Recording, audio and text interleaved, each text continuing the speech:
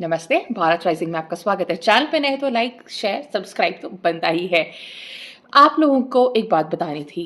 दिलजीत दोसांझ, जी हाँ, ऐसा नाम है जो आज के टाइम पे हर इंसान जानता है, खास करके यूथ में।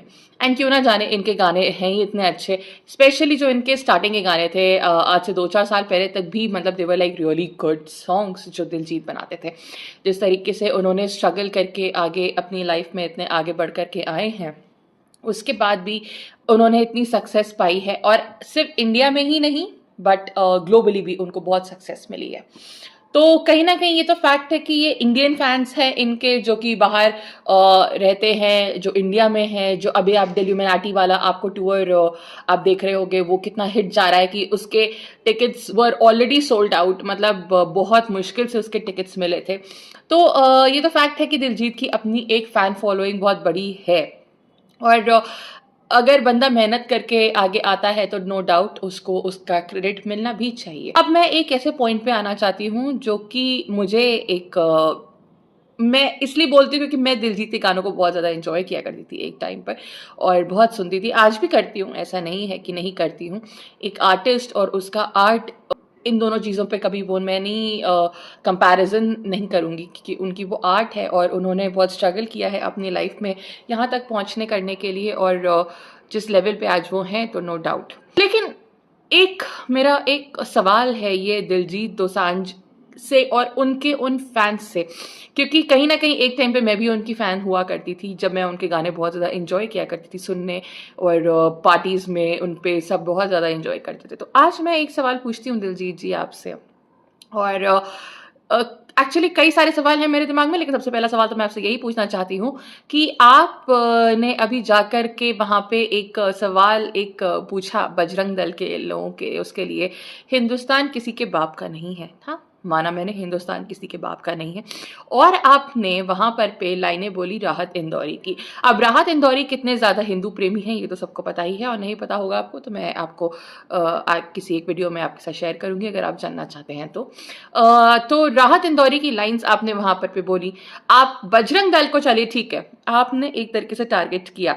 अब आज आप मुझे एक बात बताइए कि अभी आप जब बाहर आउट ऑफ इंडिया शोज कर रहे थे, तब आप वहां पर पे पाकिस्तानी लोगों को बुला के स्टेज पे कह रहे थे कि ये इंडिया पाकिस्तान का बॉर्डर तो बनाया गया है, फलाना ढिमकाना, ये सारी बातें आपने करी। तो आप गुरु तेग बहादुर की कुर्बानी को, आपने उनके बलिदान को, आपने उनकी शहीदी को ऐसे ही एकदम जाया कर दिया। आप तो वो हैं जो कि सिख धर्म के इतने गाने गाते हैं, आपके बहुत सारे क्योंकि हम लोग खुद उनको सुनते हैं तो मैंने खुद जाना है, आपने शुक्राने गाए हैं, सब कुछ गाए हैं। तो आप क्या करना प्रूव करना चाहते हैं? या आप एक तरफ ये एक पब्लिसिटी है आपके लिए, या ये है, अब आप कहेंगे मेरा अपना पर्सनल मैटर है। अगर ये आपका पर्सनल मैटर है तो फिर ये एक इंडियन मैटर को आप बाहर कैसे रिफ्लेक्ट कर रहे हैं? या तो आप इसको पर्सनल के दायरे में रखिए, या आप इसको प्राइवेट, आप इसको पब्लिक दायरे में रखिए। अब आप एक सेलिब्रिटी हैं तो फिर यही है कि हर बार तो आपको मीठा मीठा कब कड़वा कड़वा तो आपके साथ हो नहीं सकता ना दिलजीत जी।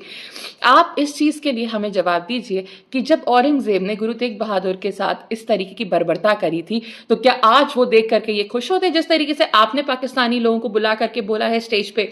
आप भूल जाते हैं कि क्या वहां पे हमारे आर्मी के जवान हैं जो कि पाकिस्तान के भेजे हुए टेररिस्ट से रोज वहां पर लड़ाई करते हैं, और अपनी कितने लोगों ने जाने गंवाई हैं, जिससे लोगों के परिवार बर्बाद हुए हैं।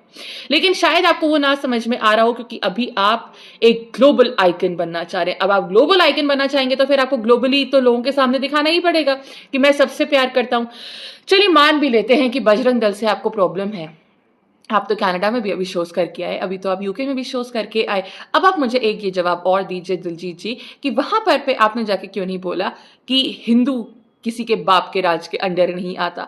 वहां पे खालिस्तानियों ने इतने परेशान कर रखा है वहां पर पे हिंदुओं को, उनके साथ मारपीट करते हैं, उनके मंदिरों को तोड़ते हैं, तब क्यों आप वहां पर पे कुछ नहीं बोलते हैं? सिर्फ भारत में आकर के आप क्यों ये सब बातें बोलते हैं? हाँ, मैं जरूर मानती हूँ कि अभी तेलंगाना में जो इशू आपको लेकर के खड़ा हुआ था कि वहां पर पे उन्होंने कहा कि अल्कोहल को लेकर के आप ये गाने मत गाइए, ये बात आपकी एकदम परफेक्ट है, ये बात आपकी एकदम सही है कि अगर आप या तो बंद करिए फिर ये आप गाना बोल सकते हैं, ठीक है, ये बात मैं एकदम आपकी एग्री करती हूँ। लेकिन यहाँ पर पे आप एक रिलीजियस ग्रुप को इसीलिए टारगेट करना चाहते हैं क्योंकि वो आपके एक ग्रुप ऑफ ऑडियंस को सूट करता है।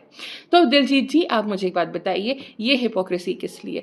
कहाँ आप किस चीज़ को क्या केटर करना चाहते हैं? आप एक तरीके से आप, और इस चीज़ के आप जवाब दे तो हैं ही हैं।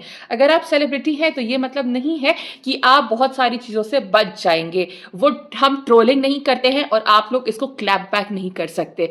ये एक जवाब आपको देना बनता है। ये आपका एक, हमारा भी, हम आपसे सवाल पूछ सकते हैं। जब हम आपको एज फैंस आपके गाने सुनते हैं, हम एज फैंस आपके लिए रेवेन्यू जनरेट करते हैं, हम एज फैंस आपको प्यार करते हैं, तो डेफिनेटली ये हमारा भी आपसे सवाल पूछने का हक तो बनता ही है कि क्यों आपने सिर्फ और सिर्फ बजरंग दल को यहाँ टारगेट किया, क्यों आप जाके पाकिस्तानी लोगों के बीच में जाकर के ऐसी बातें बोलते हैं, और क्यों आप कनाडा यूके में जाकर के खालिस्तानीज़ को टारगेट नहीं कर पाते हैं, यहाँ आकर के आप जिस तरीके से बोलते हैं।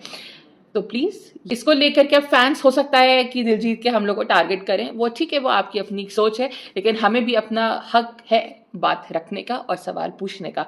हो सकता है अभी कोई हमें जवाब ना मिले, लेकिन हम उम्मीद करते हैं कि आगे मिलेगी। फिलहाल नमस्ते।